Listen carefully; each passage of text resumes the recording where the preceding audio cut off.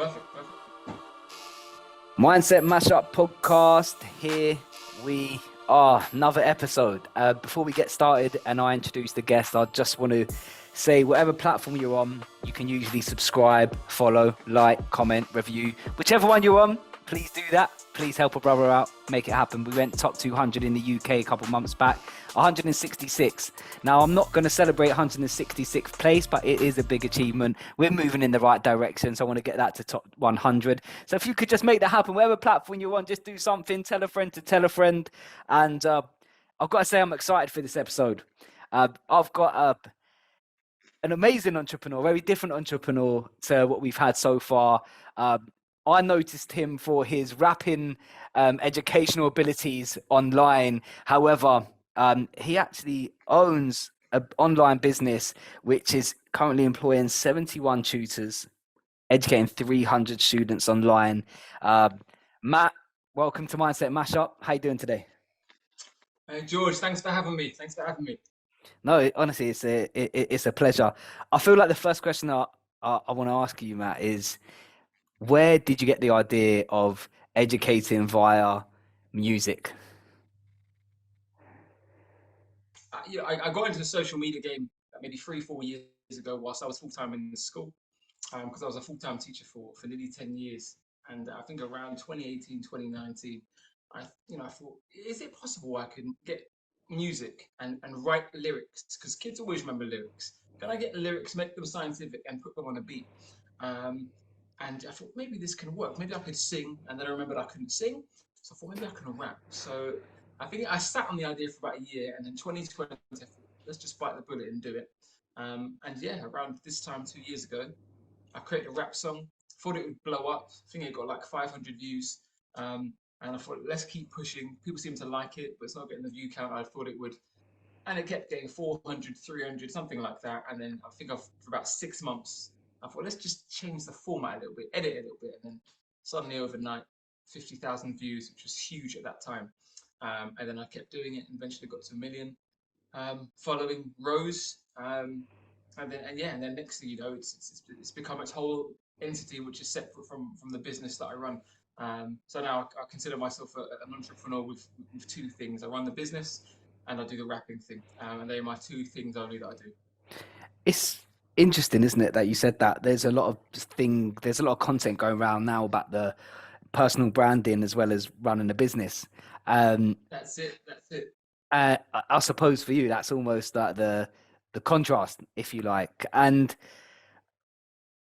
you spoke about sort of like you kids remember lyrics. Is it just kids you predominantly teach, or do you educate sort of different age levels as well? So I personally have tutored and taught over the years, year sevens all the way up to year 13. Yeah. And my company is an extension of myself. Now that does the same thing. We tutor kids from year 7 to year 13. My specific niche with the rapping is year 9, 10, and 11 for GCSE kids. I can probably teach the whole spectrum, year 7 up to year 13, but GCSE I excel in and know very, very well. So I thought, let me just stick to that area. And kids need it because in year 7, 8, it's nice to learn science, but in year 9, 10, 11, you've got to do your GCSEs. And they count for not one, but 2 or 3 GCSEs, so it counts for a lot. Loads of kids find it boring or just difficult to understand. And that's where I consider myself coming in with the rapping. We've got the company here which charges fees for tutoring as any company does, but the rapping thing will always be free for kids. And it just allows those that either can't afford it or just want to be able to understand things on their own without having a tutor. So I provide in that way too. What's your response been from the kids with that?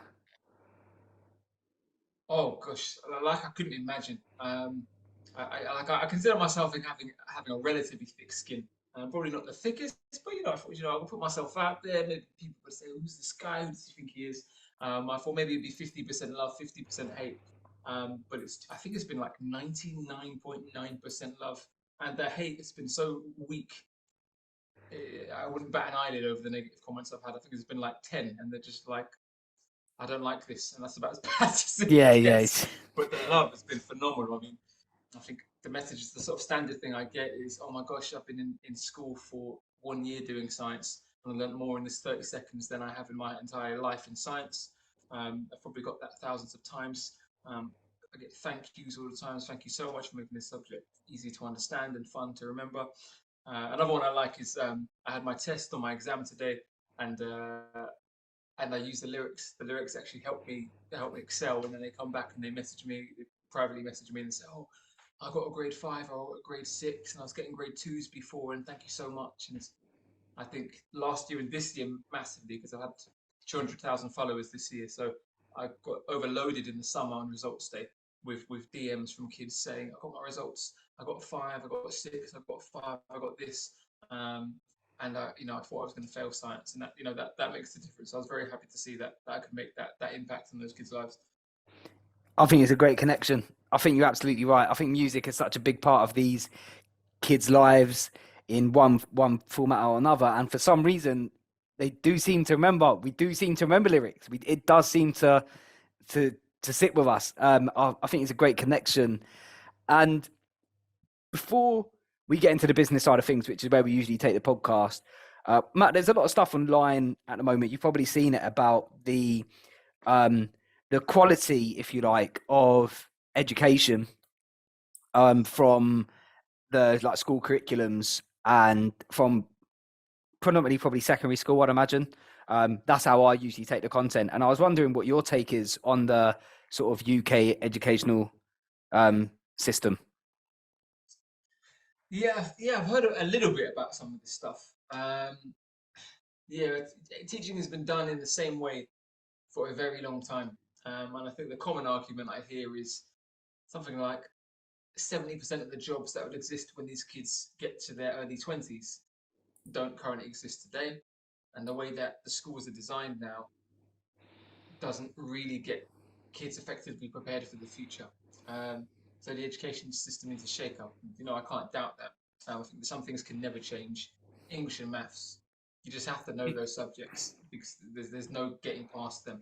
Um, but yeah, there's certain other subjects that you're not taught really economics. You're not taught sort of self-financing, mortgages, all sorts of basic life things you're not taught. Um, and you just got to either not find these out and sort of struggle forever or stumble across them, along the way. Um, so I think in some ways those things have to be brought in. We don't teach anything about how to be an entrepreneur. You've got to sort of find that out for yourself. You might learn business, but it's not the same thing. So yeah, I think a shake-up is needed. But I'm not the person to say what this would be. I don't have any ideas for how this could be. Um, but I wouldn't disagree that the way that we teach and the way that the education system is designed now is not best designed for kids for the future. Working, obviously, you've worked in these industries. You've now got a business within it, which is it's very different to what we're talking about because you said it's based around sort of tuition and tutoring. Can it be frustrating working in these environments, knowing that the shake-up is needed without seeing it maybe progress in the direction that you'd want to, that you'd like to see it? I've never thought about it that way. In terms of my mentality for what we do as a company, these kids or their parents, but the kids that are children, they need to get these qualifications to go to the next step in life. So, if someone wants to be an engineer, they've got to get certain GCSEs to get into A levels, and then they've got to get certain A levels to get into the degree that they want. These are the barriers for entry. These are the current barriers for entry, and that's the system as it is today. So, mum calls us and says, "Oh, my child is struggling in science and maybe maths. They need to get these grades to get into the college that they want, and then they're thinking of doing this for their degree." Or it could just be someone who rings us, they've got A levels and they've got their degree next year, and we help them surpass that barrier. So get the necessary grades for their next step. So I don't really think of whether a shake up is necessary. It's just I'm concentrating on the here and now, getting these kids' grades to where they need to be for their next step. Yeah, no, 100%. And apologies, I didn't mean what you do. I meant working in the teaching industry, within the education system, not like the tutoring side of Okay. it. Because as you said, like you're breaking barriers, you're doing what you're doing what you say in the tin sort of thing. I meant I can only imagine the reason why I see why I said that, Matt, because I'd imagine that this content going around, which like in some elements I agree with some of the things that I said. In other elements, I think it's easy to say these things, but a lot harder to implement. Which is what I can only imagine that's probably what's going on within the education system. That they probably know that some things need to change. However, implementing a strategy, implementing a curriculum to support this can be a lot harder. And I think it's fair to say I've done some talks in schools and things like that. So there's definitely some elements of awareness in it.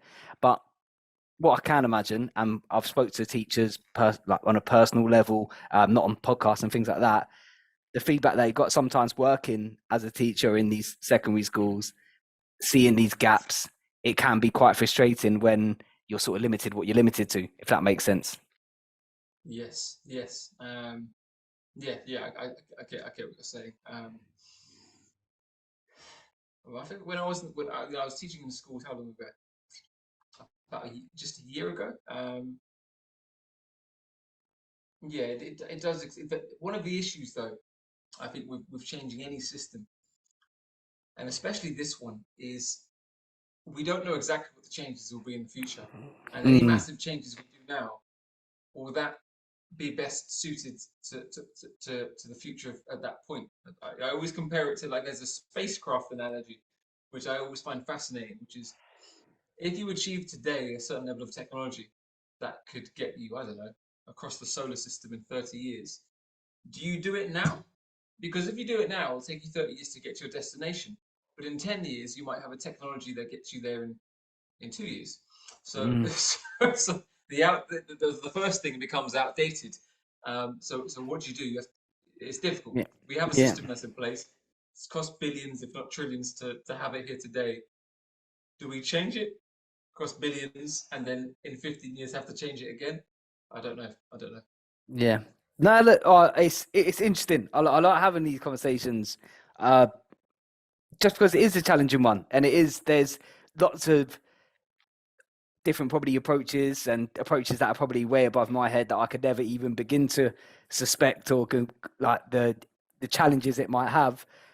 It's just something I see a lot, and I always thought one of the first things when you agreed to come on, I was like, I'd love to hear Matt's point of view on what he thinks on this subject. So appreciate that. Let's talk about the No, no. I business. mean, Go on, sorry, go on. No, yeah, no, no, yeah, no, yeah. no, Of no, go course. on. No, I was going to say, in its simplicity, I think the most simple thing that can be done that doesn't create a sort of mass hysteria or huge difficulty would just be having 1 hour classes on things or 2 hour classes a week on things that just are not done the basic life economic things. You know, credit cards and getting good credit, how to get a mortgage, how to manage finances, um, loads and loads of things that you stumble across on the way or you don't, um, and that could just be taught to kids in school rather than other things that are not going to be helpful to their life in the slightest. I think that's much easier to just put in and just whack in there Mm. and leave the GCSEs as they are, leave the A levels as they are, but just those life skills. Um, yeah, and I think that would be easy to implement.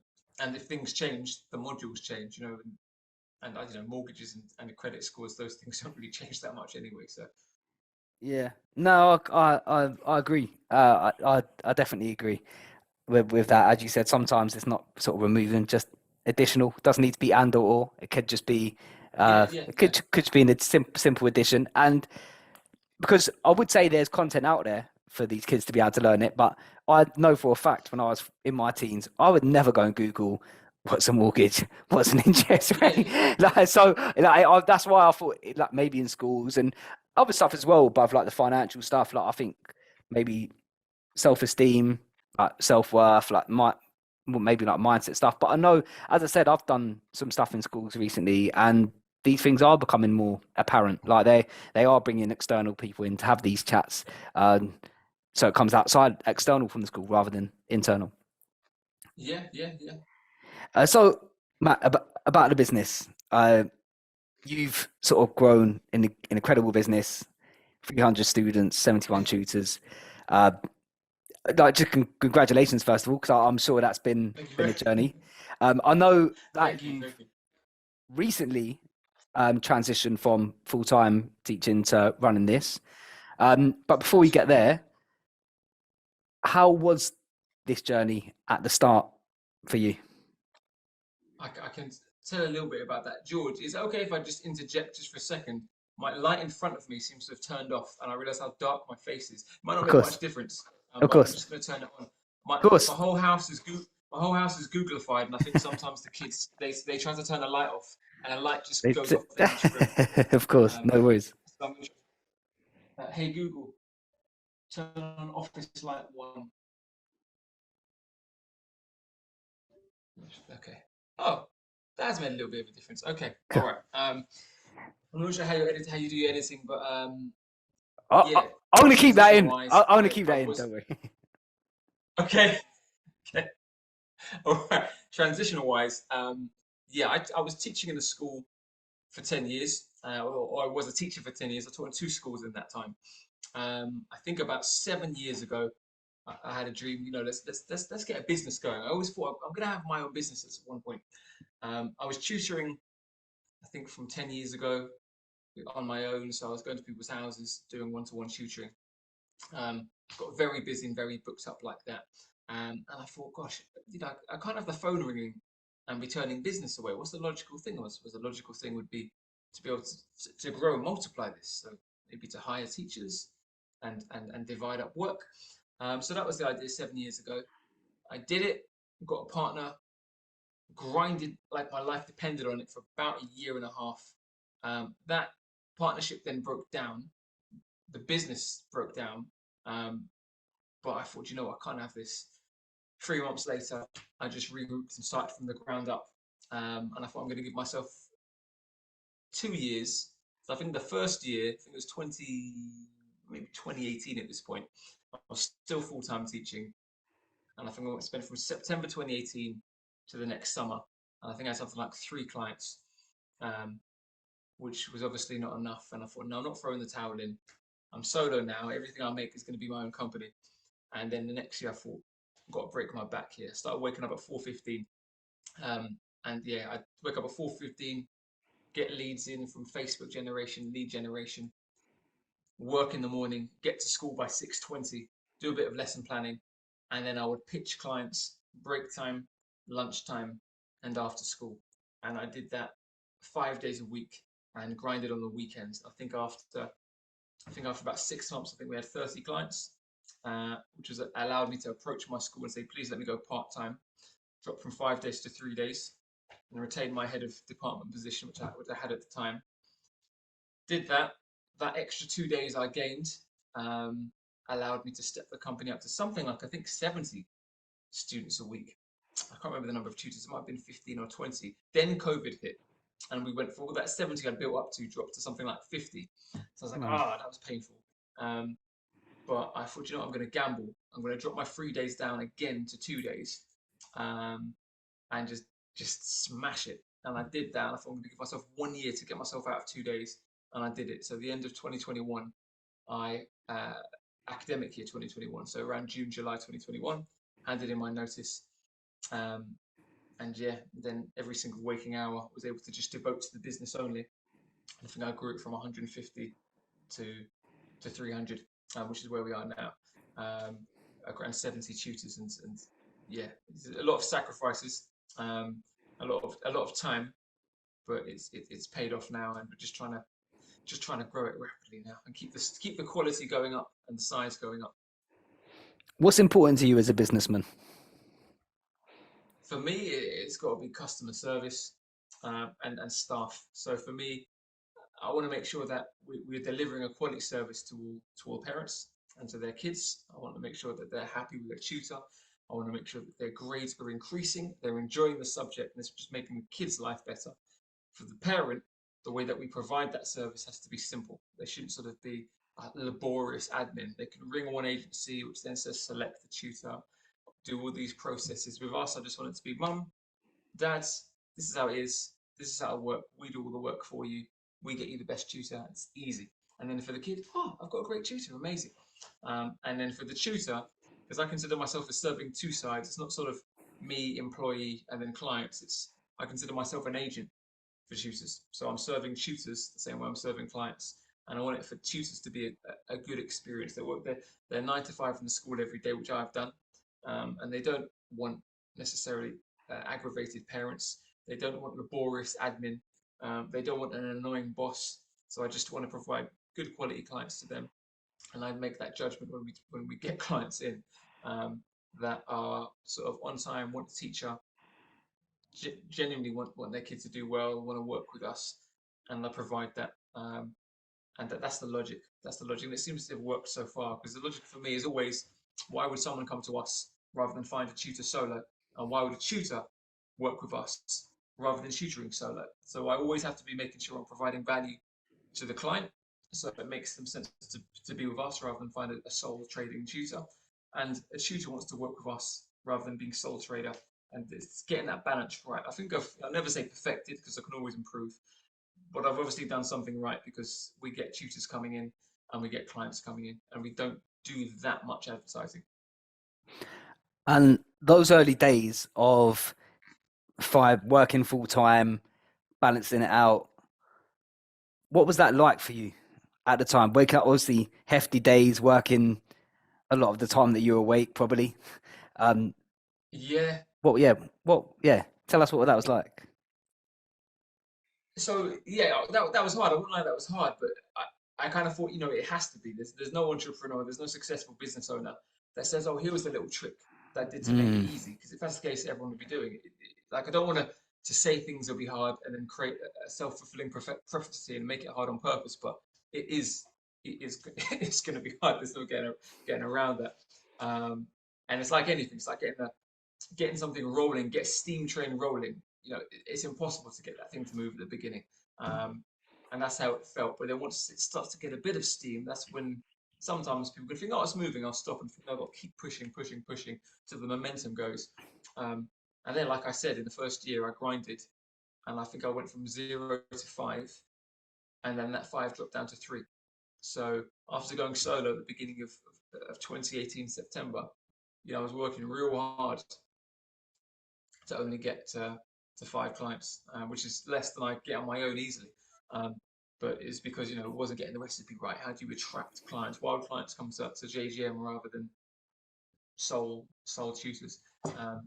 But yeah, getting that recipe right took its time, and it's not perfect, but it works now. We get clients in their droves coming in, and I'd like to say we deliver a great service to them. You said something there that I want to touch on, because I think entrepreneurs could definitely relate to something that you just said there, and it's something that I feel I've probably said along many of my podcasts, which is you had a period of time of your journey where I'd imagine, this is an assumption, but I'd imagine the work ethic and the results didn't balance out. There's probably more work ethic, less result for a little while, which I think is a natural part of being an entrepreneur or starting a business. Yeah, And yeah. as that was happening for you, mindset wise, what was going on?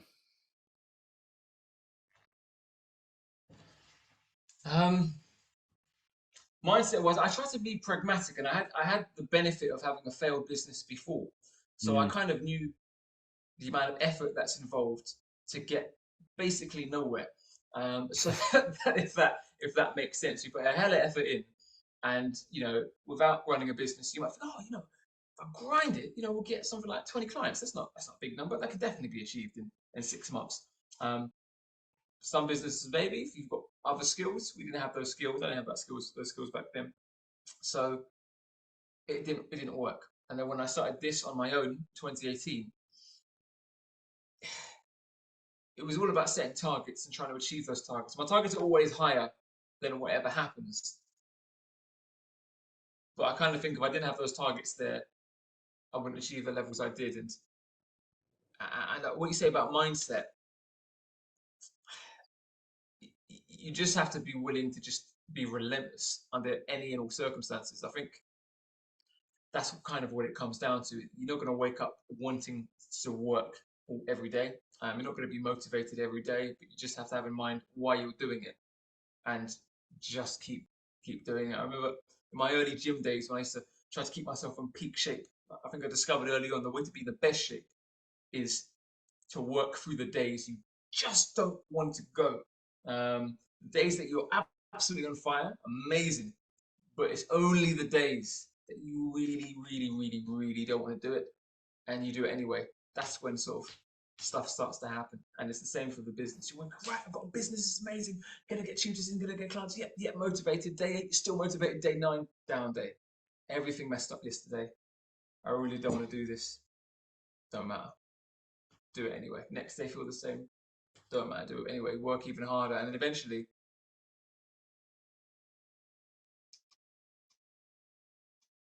the merits of those actions.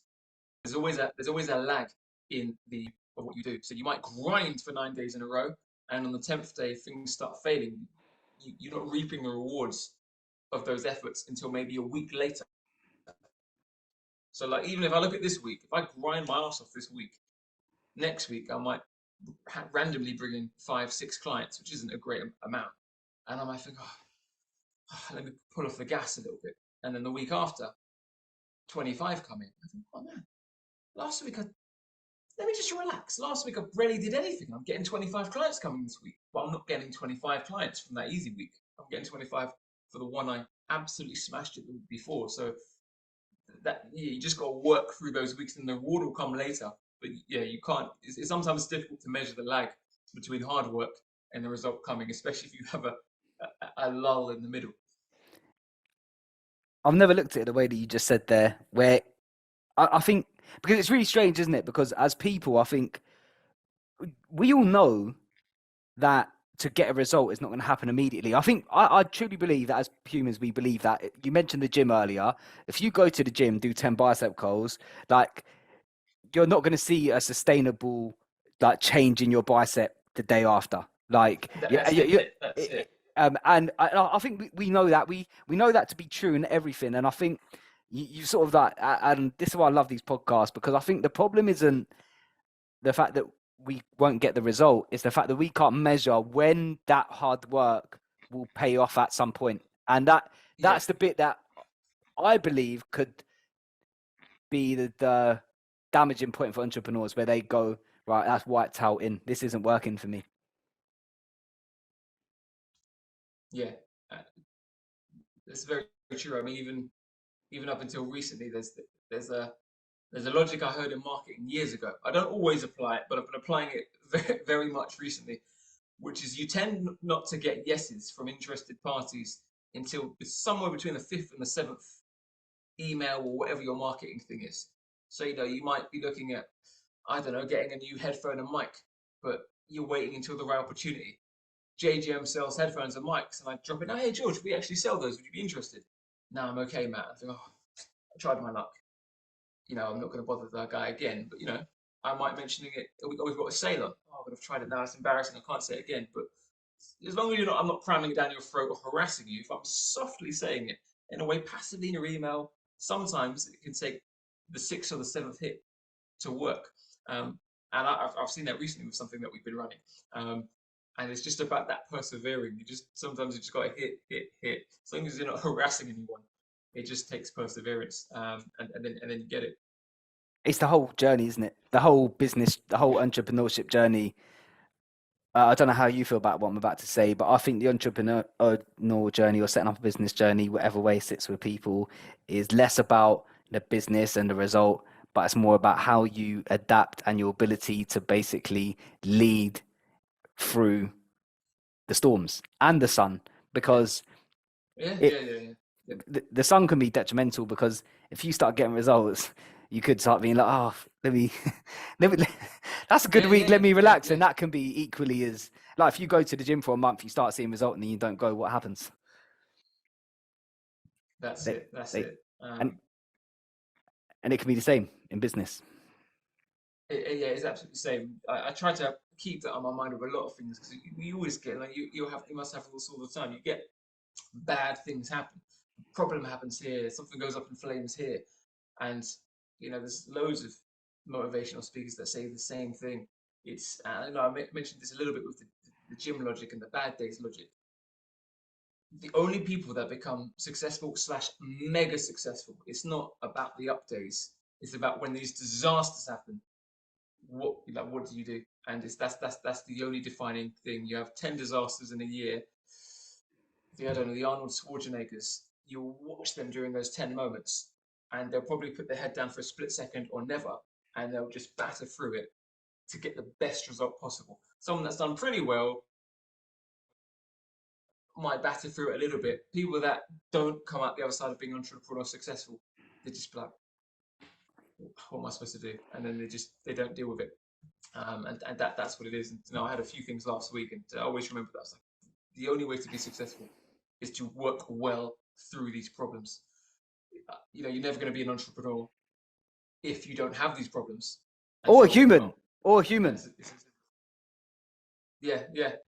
Like, or human. I saw something, and Matt, I feel you're going to appreciate this because it's not mine. I can't remember who said this, but it's an equation, and I feel like you're going to appreciate this with your teaching background. But it's the equation is E plus R equals O, which stands for event plus response equals outcome. And Yeah. I truly believe that when we think about, and I definitely said this in the podcast, the people that we deem to be successful, whether that's financial success, relationship success, any form of success that we can possibly think of, it's never what happens to them, it's how they respond to the situations, which then produces the outcome. That's it. Yeah. And what we say and I think that equation sits perfectly after what you just said, because it really isn't it's never the problem, or it's never the event or the problem or the situation. It's the way that we respond to it. And that's something that definitely when I'm stuff's going wrong with I don't know, whatever's going wrong with business, with life, that's something that I always tend to go by. Is there anything that you think of, Matt, in times of challenge, controversy? It's literally sort of the way I put it before in the simplest words. The only way to get to the goals I want to achieve, to get to the success I want, is to have those testing moments and to go through them. So I've got to be thankful that those testing moments come, because if those testing moments don't come, then I won't be able to get to that point. And as I said, I often like to compare things to the gym, because the gym is just simple. Yeah. It's a hard grind, but it's simple. I could go to the gym. I've done 10 reps on 10K last week. I could do 10 reps on 10K this week, but I just won't get better. And it has to get to that pain point of the failure and pushing through it, in order to get bigger, or to get better, or to get stronger. And it's the same thing with anything. If I've created a new service or taken someone on and there's a problem, I've got to deal with it. And how I deal with it properly, I learn in that process, and then I won't do it again. And if that never happened, then I wouldn't get to this point. My first failed business was an essential stepping stone. It felt like a step downwards, but really, in the long run, it was a step upwards, because if I wouldn't be where I am now without making the 1,000 mistakes I made in those early days. We miss the blessing, don't we? When we focus on the problem, we miss the blessing, and we miss the lesson that comes with it. Yeah. And yeah. Again, it's our responses, and just when you think about your journey as an entrepreneur, aside from this, what we just said, is there anything that stands out in your journey which has really sort of changed your perspective on business or life? Anything that you thought anything that you thought has really like changed your perspective or insight in life? Oh gosh, I've got to try and think about this and distill this down as the best thing I can think of. For me, mentality is everything. I think even though I wanted to run my own business and be an entrepreneur, if you'd asked me 7 years ago, do I think this stands a good chance of making it? My answer might have been, yeah, I think so. I'm not sure. Whereas you ask me now, there's no doubt it's going to happen. It might take longer, but the goals I've set out will happen. Every single goal I've set out for the past 5 years with regards to JGM, The only failure has been it just taking longer than I expected. There was a time when getting 20 clients and getting 5 tutors seemed like a monumental goal. I said, we're going to get it by March. Didn't get it till September.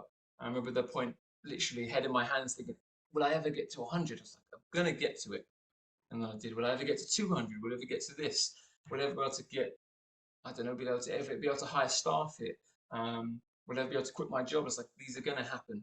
And they all have all these milestones I've hit. I've said I'm going to get. I've got to. But it's the insistence that it will happen, with literally not allowing doubt to creep in.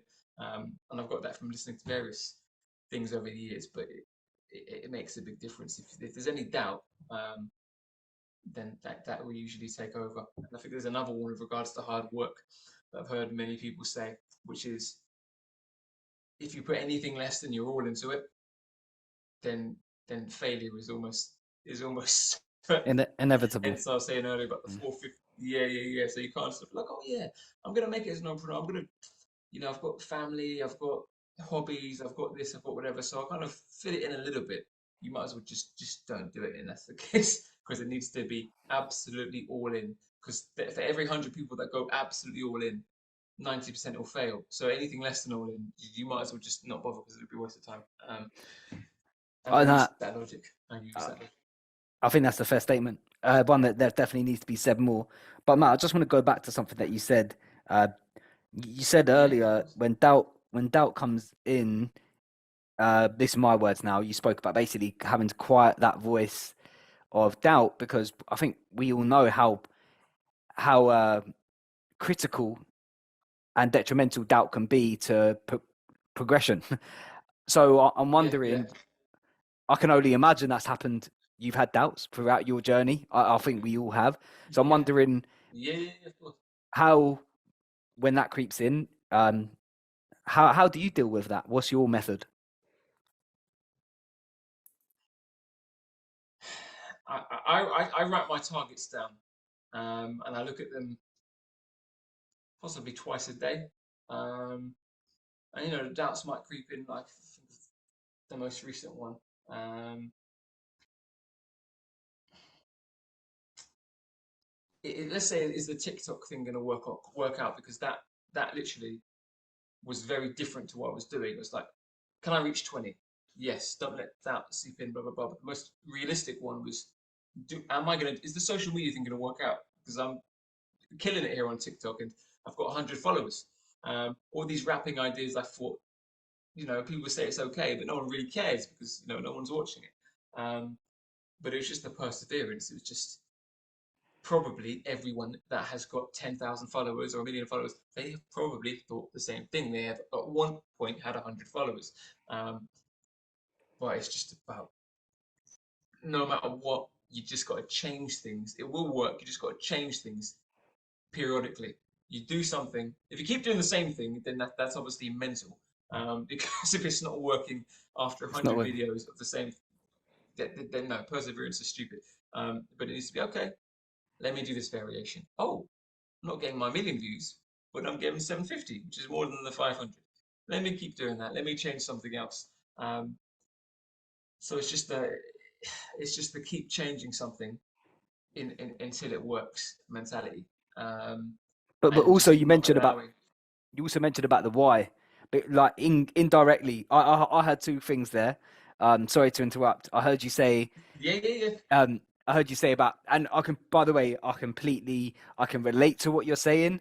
I think one of the biggest mistakes, and I don't always like that word, but I want to use it, that humans, entrepreneurs, whatever direction they go in, is doing the same thing over and over again and expecting it to change the result that they're producing based off their actions. Because if we done that in Yeah, any other scenario of life, we would know that it's not working.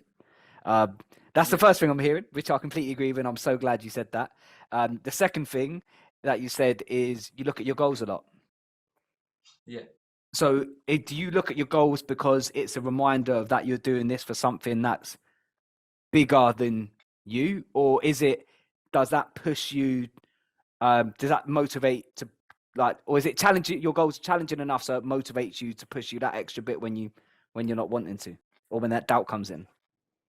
That's it. And I like the scientific analogy of goal setting and visualization, the whole reticular activating center. So if I know what I would like to do, I want to go to spend more time with my kids, more time with my wife, um, have the home I want, be able to go on holidays, have the things I want, and not really have to worry. These are the actions I believe and I'm fairly certain will allow me to get there. And in reading those, you're loading your brain, you're focusing your reticular activating area of your brain on spotting things that will allow you to achieve that goal. And I'm a big believer, and I know there are loads of real good motivational speakers that talk about visualization, but the logic is very, very, very clear. If you're walking down the street and I say to my kids, count how many cars there are, we do it for 2 minutes, and I go, right, how many red cars were there? They're like, oh, I didn't see any. If I go, right, go, we've got 2 minutes, how many red cars are there? They'll probably spot 30. If you use that with the same logic with goal setting, I want to get this number of clients, I want to achieve this thing, this thing. If you keep going over it, you'll find little things that allow you to get there. But it also works the other way. If the doubt, oh gosh, am I going to make it? Yeah. Oh gosh, this thing's messed up. This person gave me a promise. Oh God, I'm not going to make it. I'm a bit of a failure, I guess. Then you also go, yes, I am a failure because this happened as well. I could talk to that person for the opportunity, but they'll probably say no. And then it actually affects your actions and what you see. You see negative things rather than the positive thing that's over there. You have someone in front of you that could open a door, but rather than saying something that could open that door, you either don't bother or you say the wrong thing. But if you're always thinking, goals and future and what you want, things tend to happen. And if I look at the past year and some of the crazy things that have happened, they are a direct result of always making sure I'm thinking of the right things. Yeah. And I think there's no end to that. The people that achieve massive things, they do that to an even higher degree. All mega successful people, they do that to a crazy degree. And I love what you said, because the reticular activating system or sensor, whichever way you want to put that, it doesn't filter out what's good for you and what's bad for you. It just, that's what it does. That's its mechanism. That's its function, is to allow you to focus on what you're thinking about. And I often say I'm really interested in sports psychology because I just think they're great demonstration of what can be achieved physically, but also mentally. When could you imagine the likes of Muhammad Ali or Mike Tyson looking in the mirror going, I'm never going to beat this bloke ever. I'll never get a KO. I'll never get to the, Yeah. like, I think if you, I'd put a sort of good wager on this. I reckon if I went up to sort of 15 to 20 individuals and I said that statement is true or false, they would all say, there's no way. Because I think we all know that the stories that we tell ourselves produces the results that we do because of the RAS, because of what we think about.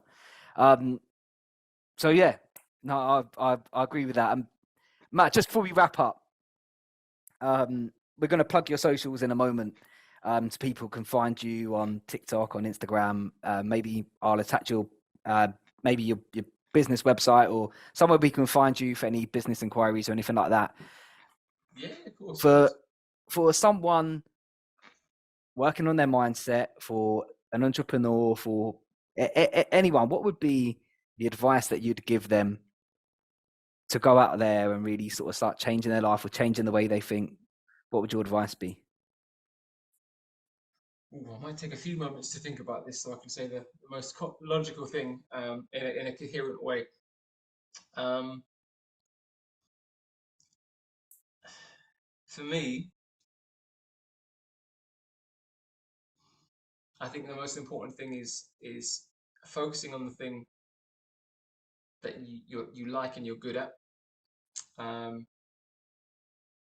and working out carefully exactly what you want to achieve and writing it down in detail in such a way that says I will have or I have by X date, um, and be as specific as you can. Because in my early years of meandering around, um, of trying to work harder, not necessarily smarter, those are the things that probably make the biggest difference. I want to achieve X with this by this date.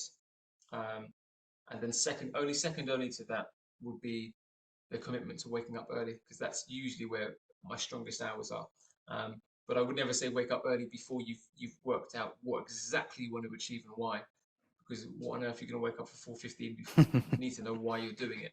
So that's probably where I've seen my biggest changes. And it's not like a short 5 minute task. It sounds easy to just write things down, but it's not. It's the process of maybe I want to get £1 million. That's a bit of a random number. What, like, why? Do you care about money? If you don't care about money, then that's not a particularly good target. You want less stress, more time with family. You've got to be real specific with the things. And then if you've got a job that you do and you like that job, but it's not getting the pay you want, maybe you want to create your own business and you plan it all out. It might take a few days, it might take a week, it might take a month, but after that period, if you've got a crystal clear page of what you would like to have and why, and you can look at it and actually think about it, if gosh, it can give you butterflies, the very idea of it, then that's probably you've hit the nail on the head. If you just look at it, it's just words on a page, and if you that sounds good, have a house paid off, spend more time with family, and you don't really feel anything, then that's probably not the right thing. It needs to literally be like, gosh, whoa, imagine having that. It's a life changer. Yeah, this would be a life changer for me.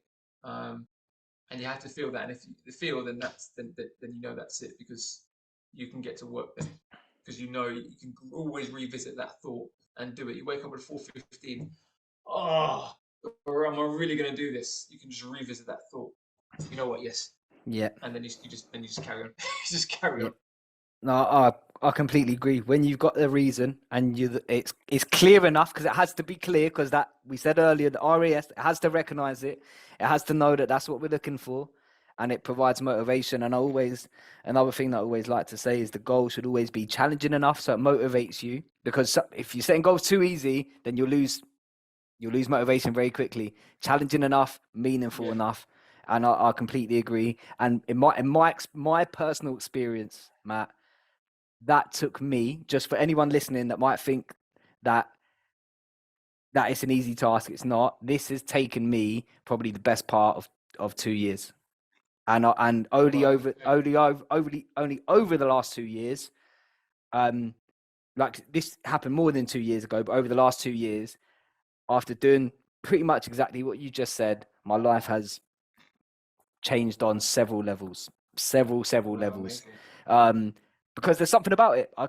There's something about it. But Matt, where can people find you on social media?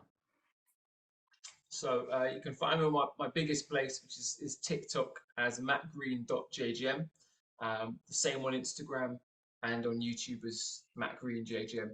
And yeah, my company you can find as JGM Science Tutors, which you can see behind me. So if you're in need of a science, maths, or English tutor for your child, get in touch. We'll help you out. We'll plug the website and the socials down below. Matt, man, what can I say? That was wicked. I loved it. Thanks for coming. For those that are still here, don't forget, look, subscribe. As I said at the start, just subscribe, follow, review. Look, go and show some love to Matt. I'm really getting good vibes, and I can tell he's a really good guy. So go show some love to Matt on his page. But yeah, for now, we'll see you next time. God bless. Let's go.